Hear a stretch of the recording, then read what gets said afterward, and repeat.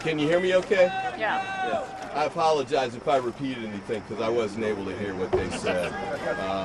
But let me say this. I think January 6th was a huge wake-up call for me. I was in private practice at the time, but just saw it on my computer. I saw people climbing up the sides of the Capitol and breaking into the building. I actually thought it was, like a fake image of some kind. I had no idea it was real until later. And then when I saw people breaking into the building and starting to hurt people, I know multiple officers were injured that day. Many were 5 deaths, I think, resulted for officers that day as well. So I know that we had serious consequences from that day. We all saw it. We all realized what took place. The Congress had hearings on it. They laid out the information extensively. So we know all of the truth that's out there, the documents that are out there, the videos that are out there. But then I got up today and opened up the Washington Post and saw that 25% of Americans believe that the FBI was behind the assault on the Capitol on January 6th.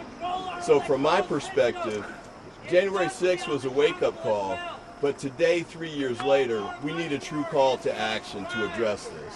We've got to get back on track with respect to making sure that the big lie that's been told over and over again by Donald Trump and many of his members of the Republican Party, the public needs to hear the truth about that. We've got to make sure that they get that information so that they can make the right decision based on the correct information. And the other part that we need to make sure continues to happen is right down the street.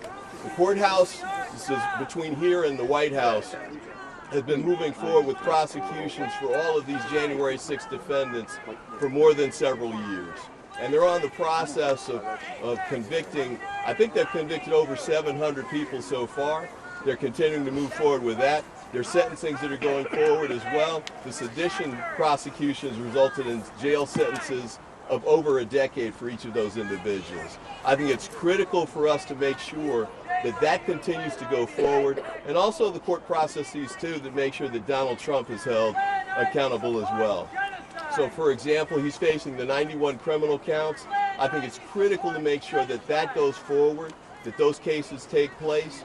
But also in addition to that, I think we've got to make sure that the cases that are here that involve the individuals that broke into the building that day, all of those individuals have to be held accountable. Yesterday, the U.S. Attorney's Office held a press conference that said, yes, they've dealt with almost 1,000 people so far, but they potentially have hundreds more to prosecute too.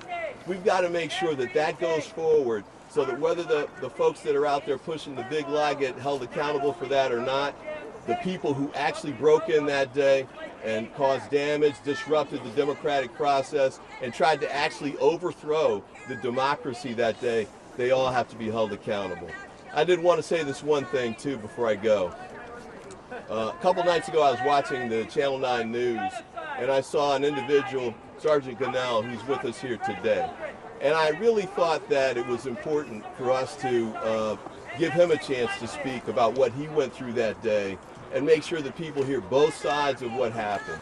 As he pointed out that day, there are a lot of people who are defendants in these cases who are trying to use their military background to get mitigation, to get leniency from the court as their sentence. He's a veteran. He served as well. It's important for him to get his story out so people can hear it and make sure that they balance out who the real patriots are, who the people who really are working for the United States and making a difference, and he's definitely in that category. So I definitely wanted to introduce Sergeant Gunnell and ask him to come up and make a few comments.